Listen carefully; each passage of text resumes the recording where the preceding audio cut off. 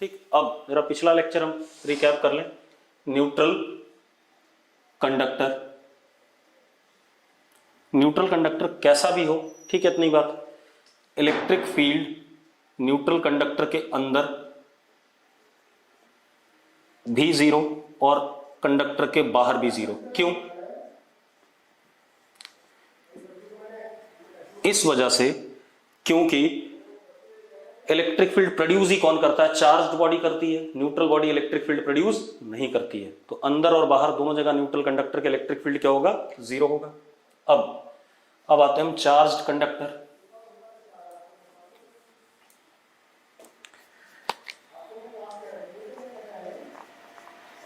Charged conductor whole excess charge, जो भी फालतू चार्ज है,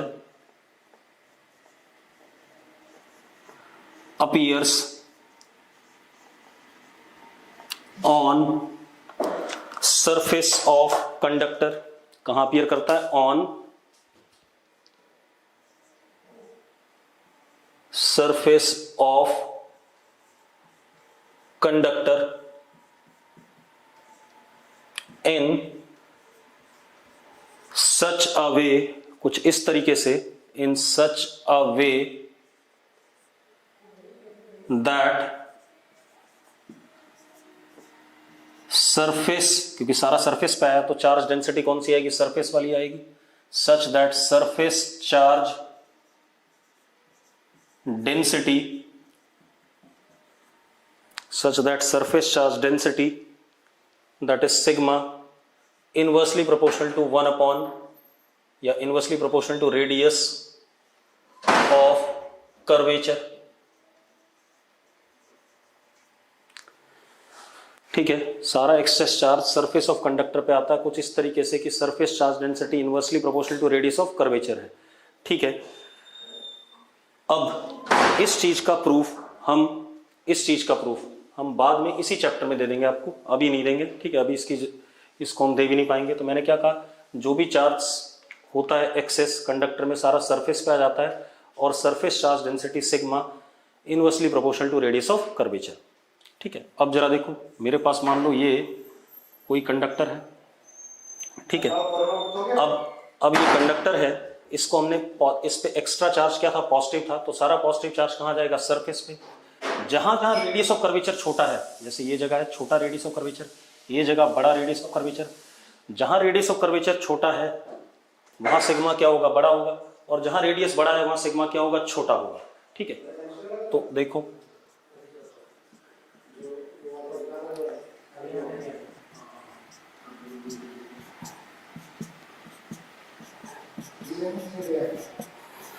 इस टाइप से। ठीक है, सारा एक्सेस चार्ज सरफेस पे आ गया, जहां रेडियस छोटा है वहां पर चार्ज डेंसिटी ज्यादा, और जहां पर रेडियस बड़ा है वहां चार्ज डेंसिटी कम। अब ये कुछ इस तरीके से आएगा, whole charge appearing on surface of conductor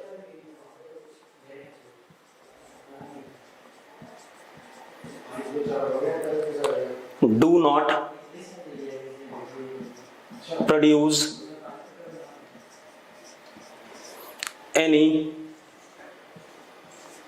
electric field inside conductor। बता रहा हूं क्यों, मतलब E इनसाइड कंडक्टर क्या होगा? जीरो। अब क्यों होगा वो समझ लो एक मिनट। अगर E अंदर जीरो नहीं है तो अंदर न्यूट्रल पार्ट, फ्री इलेक्ट्रॉन भी हैं, पॉजिटिव आयंस भी हैं। पॉजिटिव आयंस तो नहीं चल सकते क्योंकि वो फिक्स हैं, लेकिन जो फ्री इलेक्ट्रॉन्स है वो कहां आने लगेंगे? सरफेस पे आने लगेंगे। अगर मान लो अंदर यहां पर इलेक्ट्रिक फील्ड ऐसा है,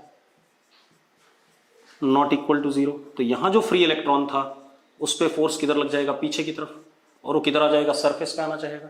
ठीक है, इतनी बात। तो इलेक्ट्रिक और सरफेस पे आना चाहेगा। ठीक है, तब तक आता रहेगा जब तक इलेक्ट्रिक फील्ड अंदर क्या नहीं हो जाती? जीरो नहीं हो जाती। तो इन एक्चुअल प्रैक्टिस ये तुरंत अटेन कर लेगा कि भाई सरफेस पे सारा चार्ज एक्स्ट्रा वाला आ जाएगा और अंदर इलेक्ट्रिक फील्ड तुरंत क्या हो जाएगी? जीरो, ताकि interior point again becomes what? Neutral. और इंटीरियर पॉइंट अगेन न्यूट्रल हो गया तो ये वाला चार्ज अंदर इलेक्ट्रिक फील्ड में कंट्रीब्यूट नहीं कर रहा है। अगर इंटीरियर देखो, एक मिनट, अंदर वाला पार्ट क्या हो चुका है, न्यूट्रल, क्योंकि एक्स्ट्रा वाला कहां चला गया, सरफेस पे। अब अगर ये सरफेस पे जो चार्ज है ये कुछ भी इलेक्ट्रिक फील्ड अंदर प्रोड्यूस करेगा तो इंटीरियर पॉइंट न्यूट्रल नहीं रह पाएगा। कैसे नहीं रह पाएगा, देखो, अगर इलेक्ट्रिक फील्ड ऐसे प्रोड्यूस हो गई, मान लो अंदर नॉट इक्वल टू जीरो, तो यहां जो इलेक्ट्रॉन है उस पर फोर्स किधर लग जाएगा, इधर की तरफ लग जाएगा। F is equal to, F का डायरेक्शन इधर, मैग्नीट्यूड में E इंटू ई, तो इलेक्ट्रॉन किधर आने लगेगा, सरफेस पे। सरफेस पे आएगा तो अंदर वाला फिर से न्यूट्रल नहीं रह जाएगा, क्योंकि इलेक्ट्रॉन निकल के कहाँ आ गया, बाहर आ गया। तो हमेशा कंडक्टर की एक प्रॉपर्टी है कि जो एक्स्ट्रा चार्ज होता है वो सारा का सारा सरफेस पे चला जाता है और E इनसाइड क्या हो जाएगा, जीरो, ताकि इंटीरियर पार्ट अभी भी क्या मेंटेन रख सके, न्यूट्रल रख सके। ठीक है, हाँ, बाहर E outside is not equal to zero. क्यों, क्योंकि चार्ज बॉडी है, ये चार्ज बॉडी अपने आसपास इलेक्ट्रिक फील्ड जरूर प्रोड्यूस करेगी, हाँ अंदर नहीं प्रोड्यूस करेगी, क्योंकि डिस्ट्रीब्यूट ही कुछ इस तरीके से हुआ कि अंदर इलेक्ट्रिक फील्ड क्या हो जाए, जीरो हो जाए। क्लियर है इतनी बात। दूसरी चीज मैंने क्या पढ़ाई थी, इसको मिटा दें। मतलब अगर कोई चार्ज कंडक्टर है तो अपने अंदर किसी भी पॉइंट पर इलेक्ट्रिक फील्ड में कंट्रीब्यूट नहीं करेगा। हम इससे ये कंक्लूजन निकाल सकते हैं। ठीक है, तो मैं इस कंक्लूजन को लिख देता हूं। If conductor is charged, ठीक है, then whole charge, में कई बार लिख चुका हूं, ध्यान रखना, whole charge appears on surface sigma inversely proportional to 1 upon radius of curvature such that E inside conductor at every point is 0 and E outside conductor not equal to 0, क्योंकि charge body है, बाहर तो electric field होगा कुछ ना कुछ। Clear है। फिर मैंने एक और बात बोली थी कि अगर हम चार्ज कंडक्टर को, सॉरी, किसी भी कंडक्टर को, चार्ज हो या अनचार्ज हो, एक्सटर्नल इलेक्ट्रिक फील्ड में रखें। देखो एक मिनट मिटा दूं इसे। अब मुझे एक सूर्य का ना डाउट था आज, वो देख लेते हैं।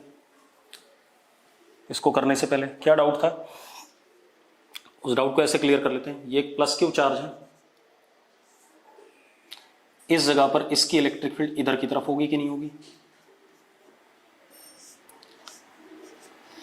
अगर मैं यहां पर एक पॉजिटिव टेस्ट चार्ज रखता हूं तो फोर्स ऐसा आएगा कि नहीं आएगा, F upon Q naught is equal to E vector, है या नहीं है।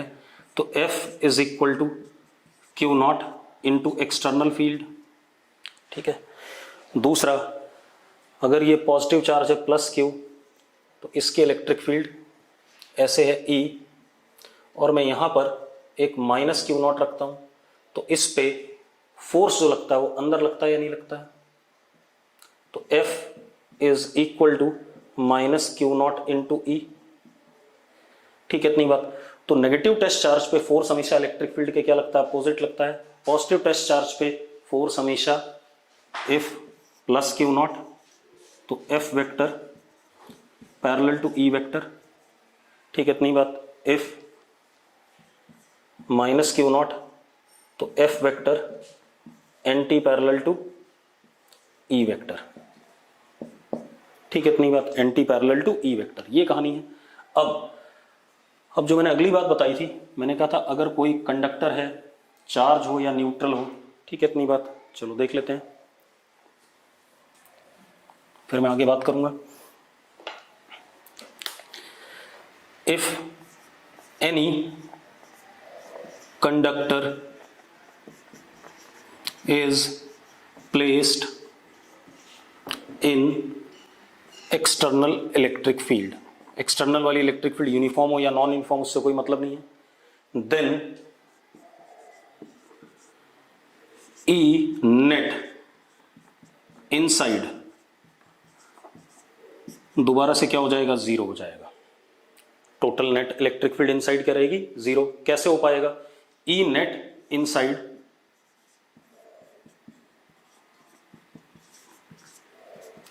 होगा किसके बराबर, एक्सटर्नल जो हमने लगाया है प्लस जो चार्जेस इंड्यूस हुए उन दोनों का वेक्टर सम। तो यहां से क्लियर होता है अगर ये जीरो है, नेट अंदर जीरो है, then E induced anti parallel to E external as well as E induced का मैग्नीट्यूड ई एक्सटर्नल के मैग्नीट्यूड के बराबर at every point inside conductor. Conductor के हर अंदर किसी भी पॉइंट पर इंड्यूस इलेक्ट्रिक फील्ड एक्सटर्नल के क्या होगी, एंटी पैरेलल होगी और मैग्नीट्यूड में एक्सटर्नल के बराबर होगी, तभी नेट इलेक्ट्रिक फील्ड अंदर क्या हो पाएगा, जीरो। ये कंडीशन आएगी। ठीक है, अब हम आगे स्टार्ट करते हैं। ठीक है, कल मैंने जो लास्ट डेरिवेशन करा था मैं उसको एक बार दोबारा करा देता हूं, उसके बाद आगे के डेरिवेशंस करते हैं। Electric field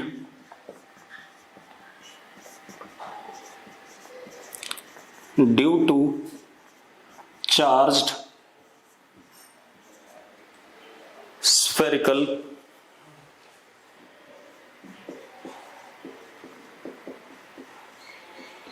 conductor. अब इलेक्ट्रिक फील्ड बतानी है due to charge spherical conductor. ये हमारे पास क्या है, स्फेरिकल कंडक्टर है। ठीक है, इसको हमने चार्ज दिया, सपोज कितना चार्ज दिया, प्लस क्यू, रेडियस इसका आर। अब एक चीज देखो, स्फेयर है, स्फेयर का रेडियस ऑफ कर्वेचर हर जगह क्या है, सेम है। अगर रेडियस ऑफ कर्वेचर हर जगह सेम है तो सिग्मा क्या आएगा, कांस्टेंट आएगा, क्योंकि sigma is inversely proportional to what, radius of curvature. और हर जगह रेडियस क्या है, कर्वेचर रेडियस क्या आ रहा है, सेम है। इस वजह से सिग्मा क्या होगा, कांस्टेंट आ जाएगा, क्योंकि हर जगह रेडियस सेम है तो सिग्मा भी क्या रहेगा, सेम रहेगा। और सिग्मा की वैल्यू कितनी होगी, टोटल चार्ज, क्योंकि यूनिफॉर्म है तो total charge upon total surface area, ये आ गया, which is what, sigma is what, constant. Clear है इतनी बात। अब जरा देखो एक मिनट, ये सारा चार्ज सरफेस पे आ चुका है यूनिफॉर्मली, ये तो बात क्लियर हो गई। और हमने जो अभी पहले डिस्कस करा था कि कंडक्टर के सरफेस पे चार्ज कुछ इस तरीके से आता है कि at each and every point inside conductor electric field is zero. तो इलेक्ट्रिक फील्ड कंडक्टर के अंदर हर पॉइंट पे, मान लो सेंटर से आर दूरी पर, इलेक्ट्रिक फील्ड वेक्टर इनसाइड क्या होगा, जीरो के बराबर होगा। तो हम क्या कह सकते हैं, ई इनसाइड, या ऐसे लिख दें, E is equal to zero if R is less than capital R. अंदर आ गए सारे पॉइंट्स, इसमें इलेक्ट्रिक फील्ड क्या है, जीरो है। अब बाहर आ जाते हैं, बाहर किसी पॉइंट पर अगर हम बात करें, अगर हम बाहर किसी पॉइंट पर बात कर रहे हैं बेटा, तो ध्यान से देखो, क्योंकि यूनिफॉर्म डिस्ट्रीब्यूशन है सारा चार्ज। कैसा है डिस्ट्रीब्यूशन, यूनिफॉर्म। अगर डिस्ट्रीब्यूशन सारे चार्ज का यूनिफॉर्म है तो हम ये मान सकते हैं कि यूनिफॉर्मली स्फीयर के ऊपर डिस्ट्रीब्यूटेड है चार्ज। अगर स्फीयर के ऊपर यूनिफॉर्मली डिस्ट्रीब्यूटेड है तो इस सारे चार्ज का सेंटर कहां माना जा सकता है, सेंटर ऑफ स्फीयर। तो ये सारा चार्ज एक पॉइंट चार्ज जैसा अपीयर करेगा इस पॉइंट के लिए। ठीक है, इतनी बात। कहां पर अपीयर करेगा, at the centre of sphere. तो for are greater than equal to R, बेटा अब इक्वलिटी आप इधर जोड़ सकते हो या इधर जोड़ सकते हो क्योंकि डिसकंटिन्यूअस फंक्शन है। ठीक है, इतनी बात। तो for are greater than equal to R whole charge on surface of sphere symmetrically distributed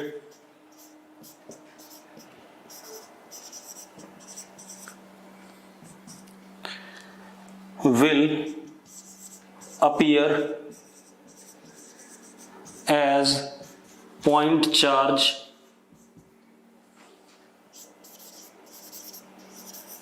at center of sphere।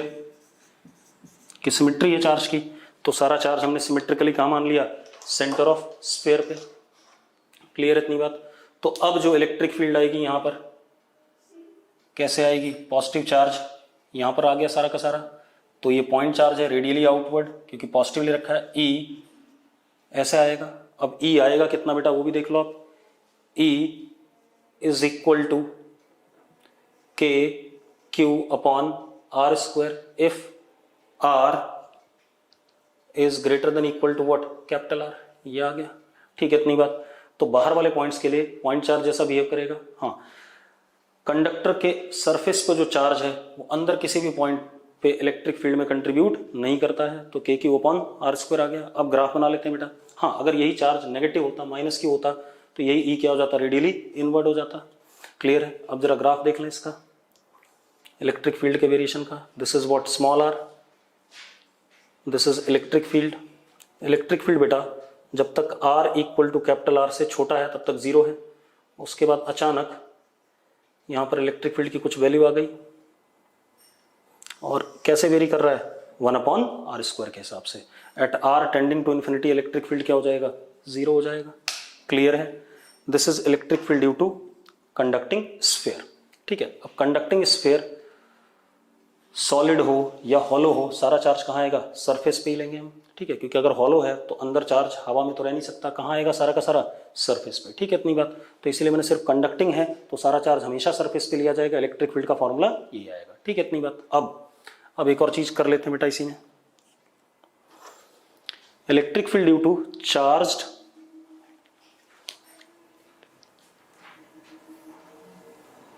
Electric field due to uniformly charged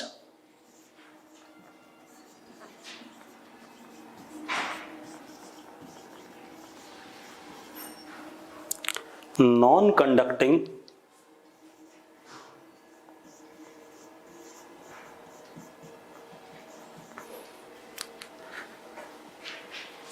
spherical shell बेटा अंदर से खोखला। तो अगर अंदर से खोखला है तो सारा चार्ज कहाँ लेंगे हम, सरफेस पे अगेन।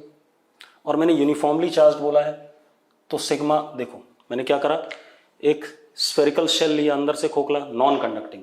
ठीक है। अब अंदर तो वैक्यूम है या एयर है, वहां पर चार्ज रह नहीं सकता है, तो जो भी चार्ज हमने दिया कहां पर दिया, इसके सरफेस पे। और कैसे दिया, यूनिफॉर्मली, सरफेस पे दिया यूनिफॉर्मली, तो सारा चार्ज यूनिफॉर्मली सरफेस पे आ गया। ठीक है इतनी बात। अगर यूनिफॉर्मली आ गया तो सिग्मा अगेन कांस्टेंट हमें दे ही रखा है, यूनिफॉर्मली बोला गया तो सिग्मा कांस्टेंट है, total charge upon area surface पे। अब एक चीज देखो बेटा, ये जो अरेंजमेंट आया, this is uniform distribution of charge on surface of non conducting shell. ये अरेंजमेंट पिछले वाले जैसा ही है। कंडक्टिंग स्फीयर में भी जो चार्ज सरफेस पे आया था वो क्या आया था, यूनिफॉर्मली डिस्ट्रीब्यूट हो गया था अपने आप। लेकिन यहां पर हमने करा है, हमने क्या करा है, सरफेस पे चार्ज यूनिफॉर्मली दिया है, ये ध्यान रखना। पिछले में क्या था, कंडक्टिंग स्फीयर था तो चार्ज अपने आप सरफेस पे यूनिफॉर्मली आया था। यहां पर हमने यूनिफॉर्मली चार्ज सरफेस पे दिया है। ठीक है, लेकिन अरेंजमेंट तो वही है, सरफेस पे यूनिफॉर्मली, इस केस में भी पिछले वाले में भी यूनिफॉर्मली सरफेस पे। तो अगर ऐसा है तो electric field inside conductor again क्या हो जाएगी, जीरो, पिछले वाले के हिसाब से। क्योंकि अगर यूनिफॉर्मली डिस्ट्रीब्यूटेड चार्ज है सरफेस पे स्फीयर के, तो अंदर इलेक्ट्रिक फील्ड क्या होती है, जीरो होती है, पक्का। ठीक है, मैं फिर से समझा देता हूं। कंडक्टर में सारा चार्ज यूनिफॉर्मली सरफेस पे था, अंदर इलेक्ट्रिक फील्ड क्या थी, जीरो। ये नॉन कंडक्टर है और चार्ज हमने सरफेस पे यूनिफॉर्मली दिया है, तो अरेंजमेंट तो वही है जो पिछला वाला है। अगर अरेंजमेंट वही है तो इलेक्ट्रिक फील्ड भी वही रहेगी पिछले वाली। तो electric field inside non conducting sphere eight every point is what, again zero. तो E जीरो है if R is less then R। अब किसी भी बाहर वाले पॉइंट के लिए सारा चार्ज सिमेट्रिकली हम कहां मान सकते हैं, कहां मान सकते हैं, eight the centre of sphere. Centre of sphere मान सकते हैं, तो इलेक्ट्रिक फील्ड की वैल्यू क्या आ जाएगी, K Q upon R square if R is greater than equal to capital R। Graph ये बन जाएगा, कोई इशू है इसमें। ठीक है, अब ये हो गया, ये क्या था, नॉन कंडक्टिंग स्फेरिकल शेल, और हमने सारा चार्ज कहां दिया था, उसके सरफेस पे। ठीक है इतनी बात। अब आते हैं अगला, electric field due to uniformly charged non conducting sphere. मैं और अच्छा वर्ड यूज कर लूं, सॉलिड स्फीयर। कैसा स्फीयर, सॉलिड स्फीयर। ना भी बोलूं तो भी माना जाएगा, नॉन कंडक्टिंग स्फीयर। मैंने स्फेरिकल शेल नहीं बोला, मैंने क्या बोला, स्फीयर बोला है। तो अब आ जाते हैं इस पर। या इस बात को करने से पहले एक चीज लिखाई देता हूं आपको, दोबारा से सुन लो।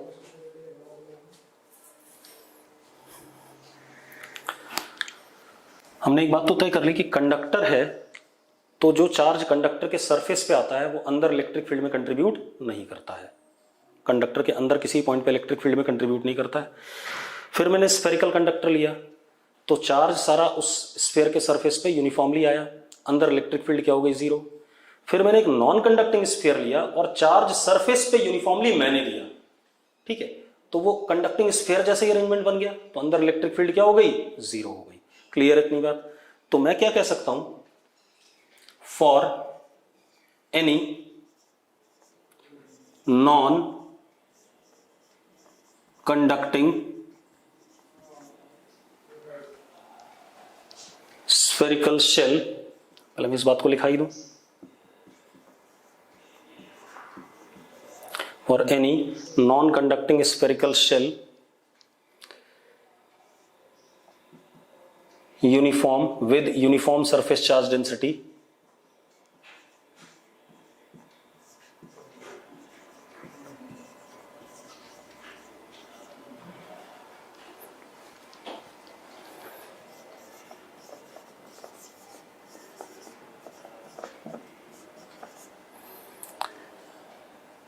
E inside is equal to 0 और E आउटसाइड ये पॉइंट चार्ज जैसा बिहेव करता था,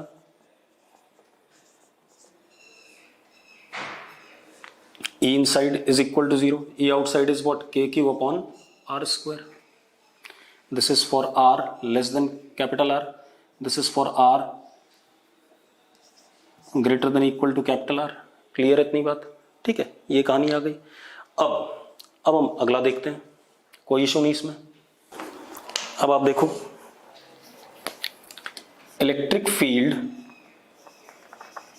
due to uniformly charged non conducting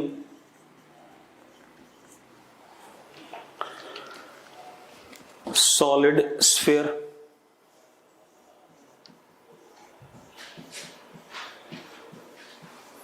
non conducting solid sphere, ठीक है। टोटल चार्ज हमने इस स्फीयर को प्लस क्यू दे दिया, रेडियस आर, ठीक है। अब मेरी बात ध्यान सुनना,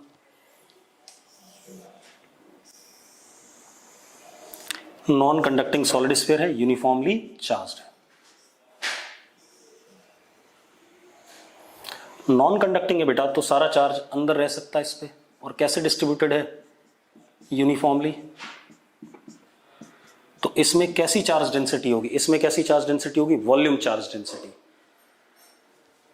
therefore it will possess volume, क्योंकि कंडक्टर तो है नहीं है कि सारा सरफेस पे चला जाएगा, नॉन कंडक्टिंग है, नॉन कंडक्टिंग है, अंदर हमने यूनिफॉर्मली चार्ज दे रखा है इसे, it will possess uniform, it will possess volume charge density, और हमें पता है यूनिफॉर्म वाली, और volume charge density rho is equal to total charge upon total volume 4/3 pi are cube, और कैसा बेटा ये कांस्टेंट, ये आ गया, ठीक है इतनी बात। अब मुझे इस स्फीयर के अंदर किसी पॉइंट पर इलेक्ट्रिक फील्ड बताना है आर दूरी पर, और बाहर किसी पॉइंट पर आर दूरी पर क्या बताना है, इलेक्ट्रिक फील्ड बताना है सेंटर से, ठीक है। अब इसको कर लेते हैं, ठीक है। तो मैं जरा डायग्राम दूसरा बना रहा हूं, ये क्लियर हो गया।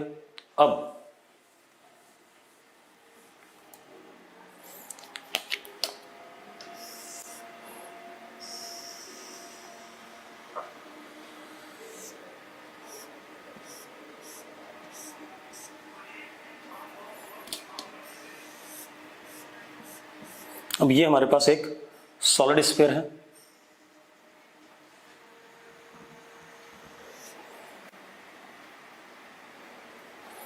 Total charge capital Q, radius R, charge density rho which is uniform.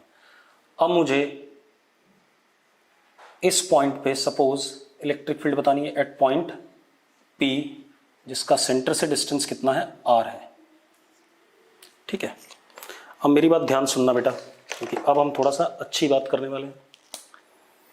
आप एक काम करो, यहां पर आपने एक आर रेडियस का सपोज स्फीयर मान लिया,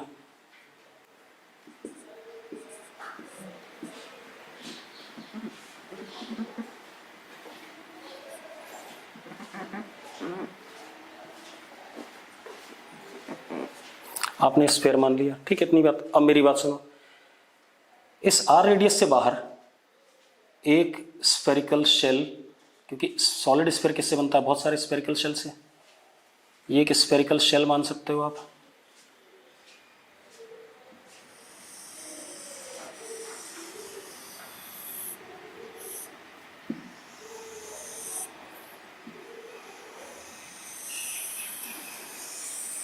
मान सकते हो स्फेरिकल शेल।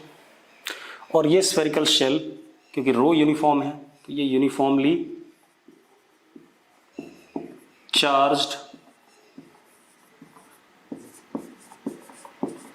स्फेरिकल शेल है। और अगर ये यूनिफॉर्मली चार्ज्ड स्फेरिकल शेल है, it means it will not produce any electric field at point P। क्यों? क्योंकि अभी हमने पढ़ा कि कोई नॉन कंडक्टिंग स्फेरिकल शेल है, ये एक नॉन कंडक्टिंग स्फेरिकल शेल हो गया, uniformly charged non conducting spherical shell हो गया कि नहीं हो गया? अगर ये uniformly charge non conducting spherical shell है तो अपने अंदर वाले पॉइंट पर इलेक्ट्रिक फील्ड में कंट्रीब्यूट नहीं करता, यही लॉजिक था उसको लिखाने का, ठीक है। तो P पर इसकी वजह से इलेक्ट्रिक फील्ड क्या है, जीरो है। फिर इसके बाहर, इसके आगे जो शेल है उसकी वजह से भी जीरो है, इसके आगे शेल है उसकी वजह से भी जीरो है, इसके आगे जो शेल है उसकी वजह से भी जीरो है, इसके आगे जो शेल है उसकी वजह से भी जीरो है, इसके अंदर जो शेल है इसकी वजह से भी जीरो, इसकी वजह से भी जीरो, इसकी वजह से भी जीरो। मतलब P पॉइंट के बाहर जितने भी हम शेल मानेंगे, ठीक है, या जो भी टोटल चार्ज होगा वो P पॉइंट पे इलेक्ट्रिक फील्ड में कंट्रीब्यूट नहीं करेगा। तो हम क्या कह सकते हैं,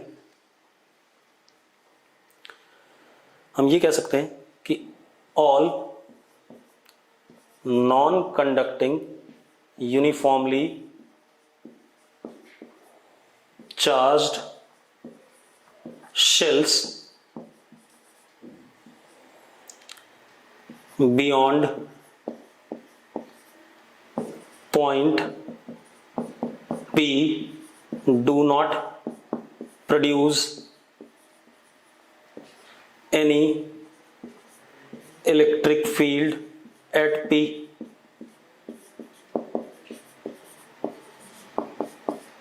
पक्का? ठीक है, कोई दिक्कत है इसमें, कोई इशू नहीं है, ठीक है, इतनी बात। अब ये कहानी आ गई। इसके बाद लेकिन जो अंदर शेल है, ठीक है, इतनी बात, ये तो कोई प्रोड्यूस नहीं करेंगे। मतलब हम ये भी कह सकते हैं यहां पर एक चीज कि चार्ज आउटसाइड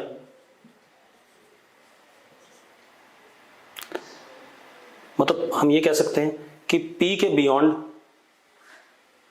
इसके बाहर, इस ब्लू वाले स्फीयर के बाहर जो भी चार्ज है वो इलेक्ट्रिक फील्ड में P पर, इलेक्ट्रिक फील्ड में कोई कंट्रीब्यूशन नहीं करेगा एट पॉइंट व्हाट, P। हाँ या ना? तो ये जो चार्ज है, ये वाला जिसको मैं शेड कर रहा हूं,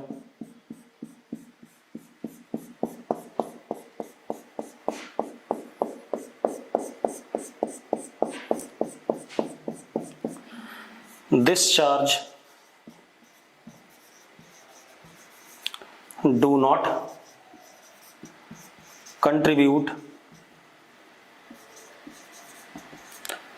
मैंने कई तरीके से लिखा दिया, इन electric field at point P। चलो ये बात हो गई। अब हम एक काम और करते हैं, अगर मैं यहां अंदर कोई शेल लेता हूं बेटा,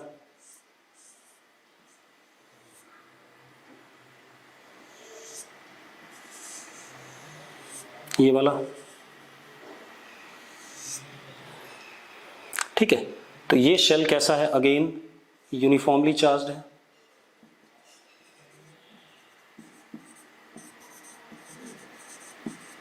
यूनिफॉर्मली चार्ज्ड, नॉन कंडक्टिंग, और पॉइंट पी इसके क्या है, बाहर है। ठीक है, इतनी बात। तो ये जो चार्ज है, ये वाला चार्ज यूनिफॉर्मली डिस्ट्रीब्यूटेड है, एक स्फेरिकल शेल हो गया, और पी पॉइंट बाहर है, तो हम कह सकते हैं ये सारा चार्ज कहाँ माना जा सकता है, सेंटर ऑफ स्फीयर पे। ठीक है, और पॉइंट चार्ज माना जाएगा, उसकी वजह से इलेक्ट्रिक फील्ड निकाल लोगे आप। इसी तरीके से इसके आगे जो शेल है उसका भी सारा क्या माना जा सकता है, पॉइंट चार्ज माना जा सकता है एट द सेंटर। तो अब जरा देखो, अगर एक शेल का चार्ज कितना था, चलो मैं अलग बना देता हूँ। ठीक है, इस डायग्राम को जरा मिटा लें थोड़ा सा। ठीक है, अब मिटा देते हैं क्योंकि हमने इतनी सारी बात लिख ली। तो पी पॉइंट के बाहर वाला चार्ज इलेक्ट्रिक फील्ड में कंट्रीब्यूट नहीं करेगा, ये बात तय हो गई। अब अंदर वाले को देख लेते हैं वो कैसे कंट्रीब्यूट करेगा।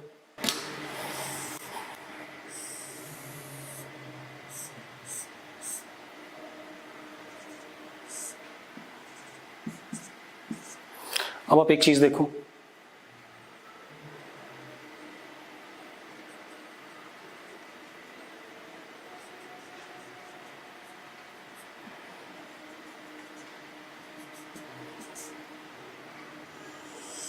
हमने एक अंदर ये शेल बनाया,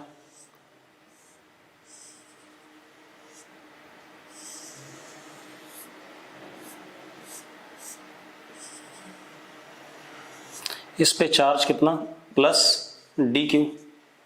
ठीक है, अब जरा देखो, point P is outside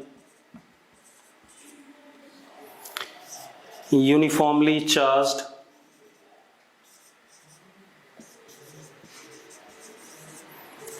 non-conducting shell। ठीक है, therefore total charge on shell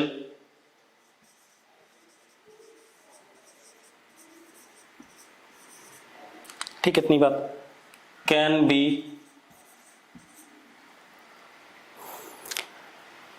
assumed at center of shell and for point P this charge becomes point charge।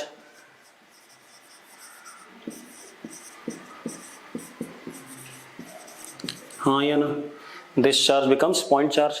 तो अब ये डी क्यू है सारा का सारा सेंटर पे, तो इसकी वजह से electric field E D E, क्योंकि डी क्यू है कितना, K D Q upon R square, distance यहाँ से यहाँ तक कार है। ठीक है, इतनी बात। फिर अगले शेल की वजह से, उसकी वजह से भी डी इसी डायरेक्शन में आएगा, अगले शेल की वजह से भी सेम डी ऐसे ही आएगा, अगले शेल की वजह से भी ऐसे ही आएगा। कब तक, जब तक हम कहाँ तक नहीं पहुंच जाते, इस डैश डैश वाले शेल तक नहीं पहुंच जाते। तो जो टोटल इलेक्ट्रिक फील्ड आ रही है इस जगह पे, वो आ रहा है इंटीग्रेशन डी ई, और सारे डी सेम डायरेक्शन में आ रहे हैं। ठीक है, इतनी बार। तो E is equal to K D Q upon R square. K और आर क्या है, फिक्स है, बाहर आ गया। E is equal to K upon R square integration D Q. अब डी क्यू कौन सा चार्ज, ये वाला चार्ज जो इसके अंदर आ रहा है, क्योंकि इसके बाहर वाला तो इलेक्ट्रिक फील्ड में कंट्रीब्यूट नहीं कर रहा है। तो इसको मैंने लिख दिया क्या, K Q enclosed upon what, are square. ये कौन सा चार्ज है, जो इस शेडेड पोर्शन के अंदर आया। अब इसको निकाल लेते हैं, क्यू इनक्लोज को। अब आप एक चीज देखो बेटा, हमारे पास वॉल्यूम चार्ज डेंसिटी, मतलब यूनिट वॉल्यूम का चार्ज डेंसिटी कितना है, रो है। तो इतने वॉल्यूम का चार्ज कितना होगा, रो टाइम्स मल्टीप्लाई कर दें इसे, पक्का। ठीक है, तो कर देते हैं बेटा। तो E इज इक्वल टू के rho into what, this volume जो शेडेड पोर्शन है, शेडेड पोर्शन का वॉल्यूम कितना, 4/3 pi are cube upon what, are square, पक्का। ठीक है, अब जरा देखो, के की वैल्यू डाल देता हूं। तो E इज इक्वल टू रो, देखो आर स्क्वायर से ये कट गया, 4π/3r और यहाँ कितना 4πε0। बेटा 4π से 4π भी कट गया तो E comes out to be ρr/3ε0 if r is less than equal to capital R। ठीक है, इतनी बात। अगर R मतलब कोई भी अंदर वाला पॉइंट है तो उसके लिए electric field, volume charge density और distance from the centre upon 3ε0। Radially outward अगर पॉजिटिव चार्ज है, रेडियली आउटवर्ड अगर पॉजिटिव चार्ज है, ठीक है, और रेडियली इनवर्ड अगर यही चार्ज क्या होता, नेगेटिव होता। ठीक है, अब रो की वैल्यू डाल देते हैं ये वाली। यहाँ पर अगर हम रो की ये वाली वैल्यू डाल देते हैं बेटा तो E comes out to be, rho की ये वाली वैल्यू डाल दी बेटा हमने, क्या आ जाएगा K Q small r upon r³, ये आ जाएगा। अगर आप ये वाली वैल्यू डालो ये आ जाएगा। ठीक है, if r is great less than equal to capital R। ये तो हो गया अंदर वाले किसी पॉइंट के लिए। तो इलेक्ट्रिक फील्ड कितनी हो गई, दो तरीके से बता दी। एक तो मैंने किसमें, वॉल्यूम चार्ज डेंसिटी के टर्म में रो स्मॉल r अपॉन 3ε0, और एक मैंने कैसे, Q के टर्म में, रो की वैल्यू Q के टर्म में डाल दी तो ये आ गया। ठीक है, at any point inside non conducting uniformly charge solid sphere. अब आ जाते हैं हम बाहर। अब अगर हम बाहर वाले पॉइंट पे आते हैं बेटा, ध्यान सुनना। तो आप एक चीज देखो, ये पॉइंट P है, point P is outside sphere. तो एक बात बताओ, जो सारे शेल बनेंगे वो सारे के सारे,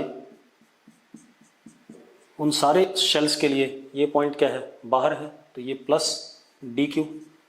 ठीक है, तो इसकी वजह से जो इलेक्ट्रिक फील्ड यहाँ होगी, क्योंकि सारा dq कहाँ माना जाएगा, at centre as a point charge, तो इसकी वजह से जो इलेक्ट्रिक फील्ड होगी वो dE ऐसे आ जाएगी। ठीक है, अगले शेल की वजह से भी D ऐसे ही आ जाएगा, अंदर वाले शेल की वजह से भी D ऐसे ही आ जाएगा, सबकी वजह से ऐसे ही आ जाएगा। ठीक है, इतनी बात। तो हम क्या कह सकते हैं, मैं सिर्फ रिजल्ट लिखा रहने दे रहा हूं।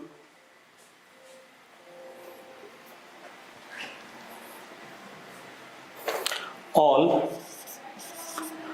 uniformly charged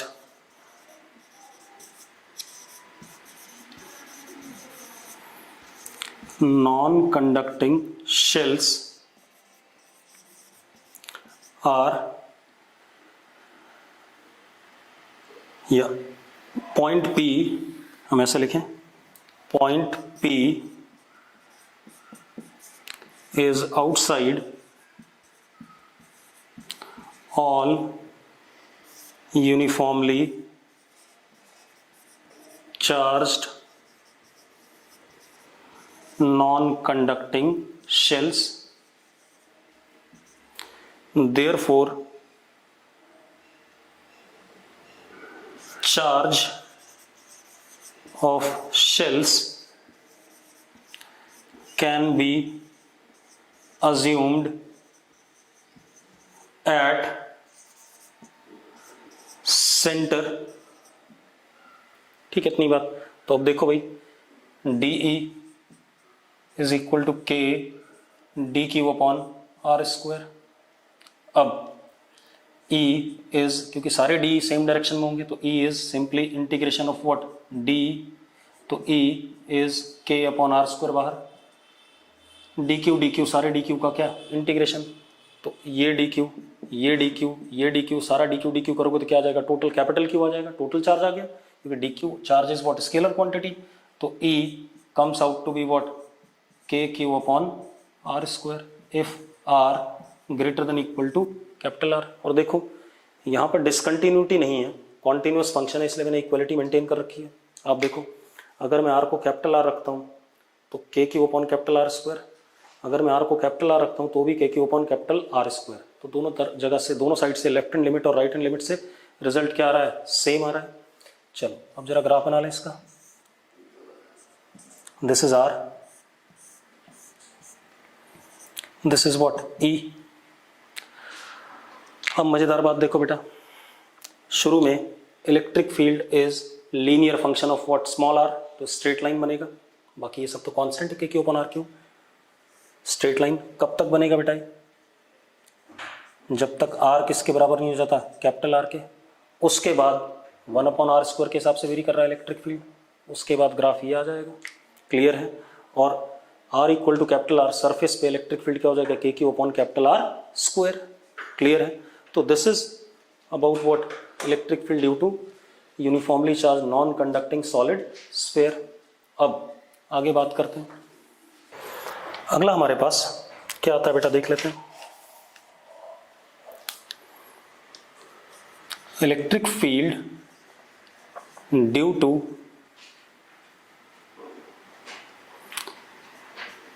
infinite length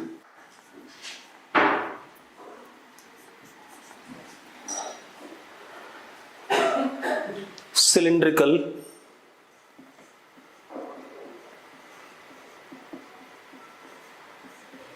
conductor. ठीक है, अब जरा देखो बेटा, अगर मैं सिलेंडर ले लूं कोई, ठीक है, इतनी बात, मतलब ये सिलेंडर है, अब देखो ये आपको सिलेंडर दिख रहा है, ऊपर की तरफ इसकी लेंथ इन्फिनिटी तक, नीचे की तरफ भी इसकी लेंथ क्या, इन्फिनिटी तक।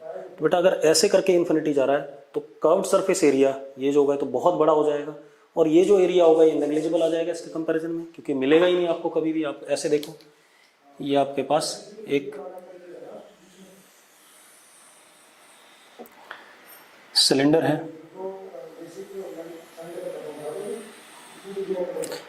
नीचे इन्फिनिटी तक, ऊपर इन्फिनिटी तक, और ये इसका क्या, access of cylinder.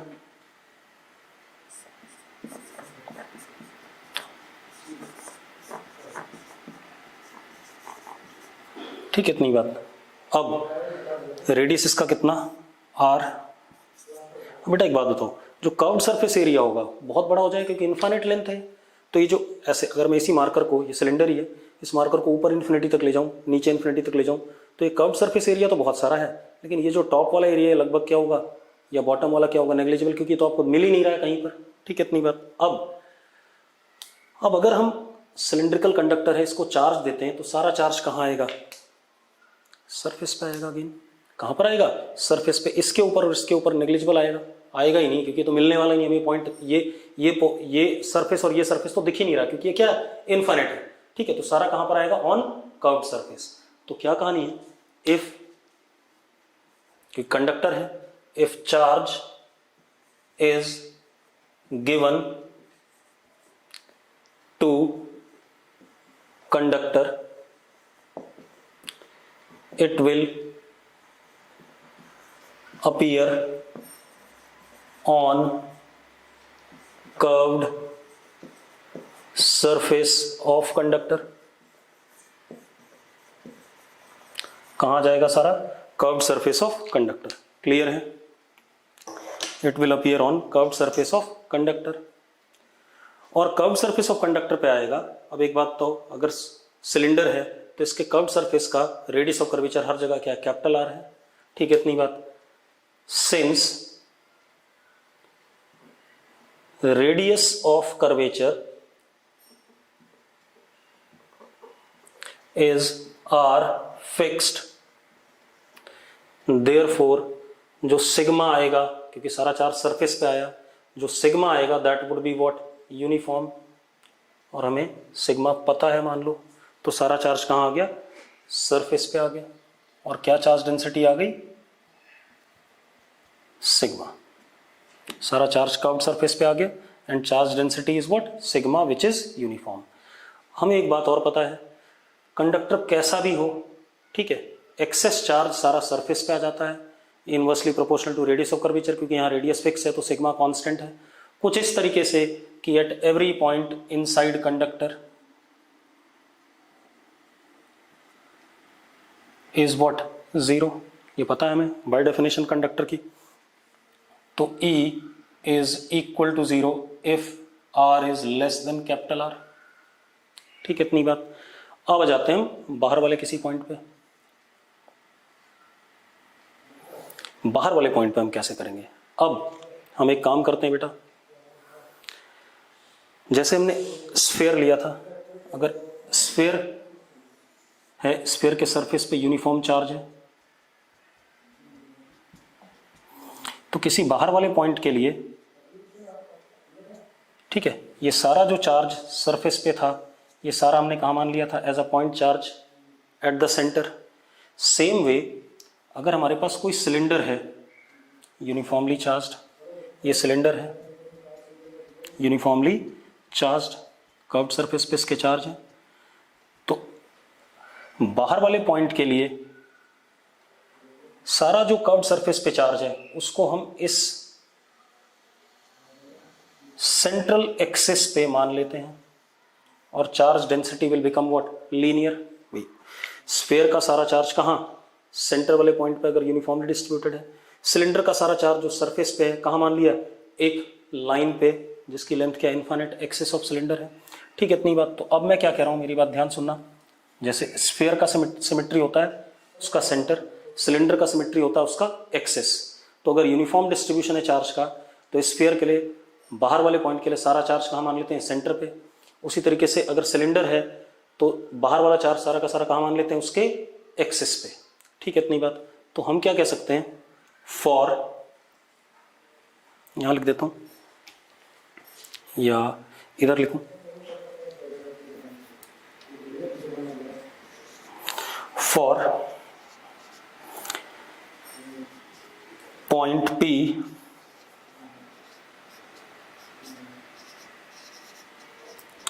outside cylinder,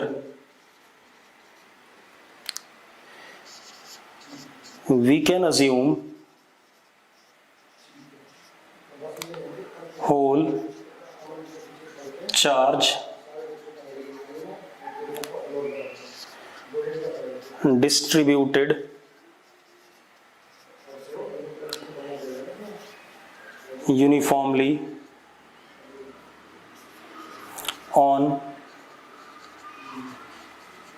surface of cylinder as whole charge distributed on uniformly on surface of cylinder as charge uniformly distributed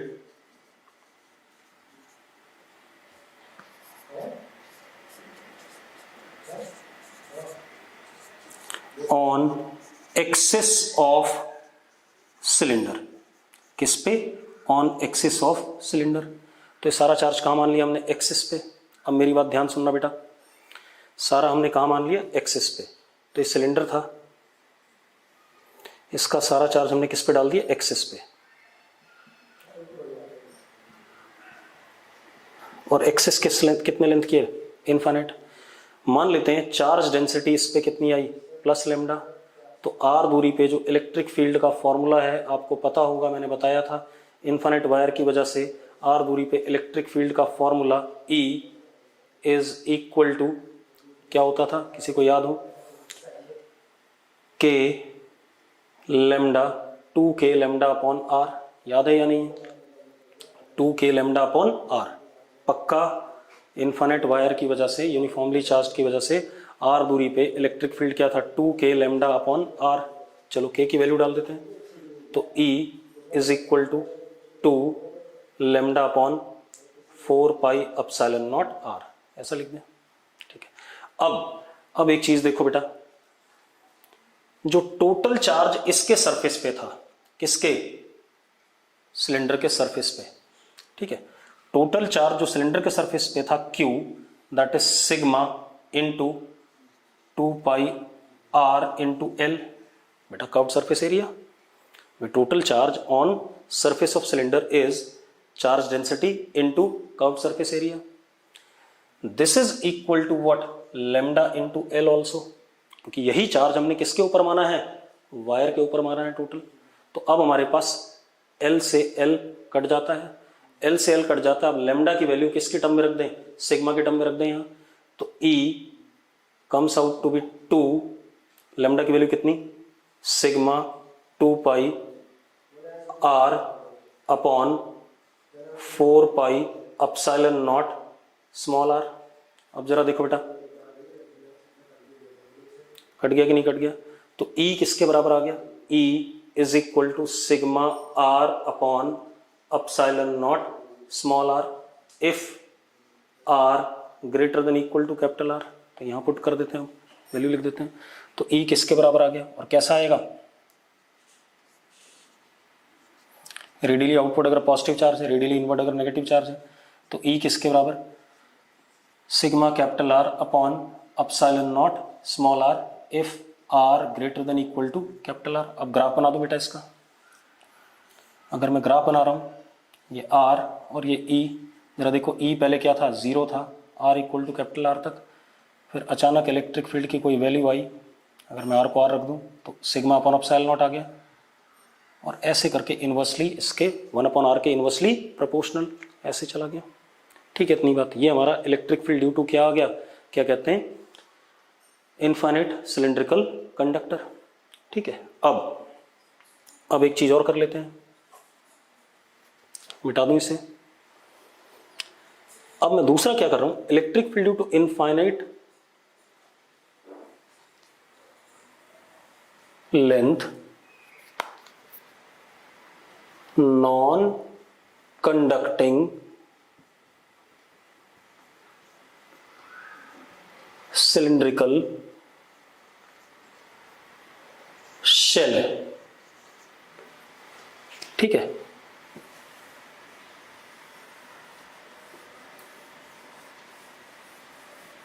uniformly charged. तो अगेन बेटा अरेंजमेंट तो वही है। अगर ये शेल है और यूनिफॉर्मली चार्ज्ड है, ठीक है, तो जो सारा कहां पर होगा चार्ज? सरफेस पे। सारा चार्ज अगर सरफेस पे है और यूनिफॉर्मली चार्ज्ड है, तो पिछले के हिसाब से अगर यूनिफॉर्मली चार्ज सिलिंड्रिकल शेल होता है तो अंदर इलेक्ट्रिक फील्ड क्या हो जाती है? 0। और बाहर वाले पॉइंट के लिए बिल्कुल उसी तरीके से अरेंजमेंट बन जाएगा। तो रिजल्ट डज नॉट चेंज। जैसे स्फीयर में था, स्फेरिकल कंडक्टर था, उसके लिए जो रिजल्ट आया था वही रिजल्ट हमारे लिए किसके लिए आया था? वही रिजल्ट हमारे लिए किसके लिए आया था? Non conducting uniformly charge spherical shell के लिए। इसी तरीके से यहां कह रहा हूं, जो रिजल्ट हमारे पास चार्ज्ड सिलिंड्रिकल कंडक्टर के लिए आया, वही result uniformly charge non conducting cylindrical shell के लिए भी आएगा, क्योंकि अरेंजमेंट चेंज नहीं हो रहा है। ठीक है, अब मैं लेक्चर को यहीं छोड़ूंगा, आपको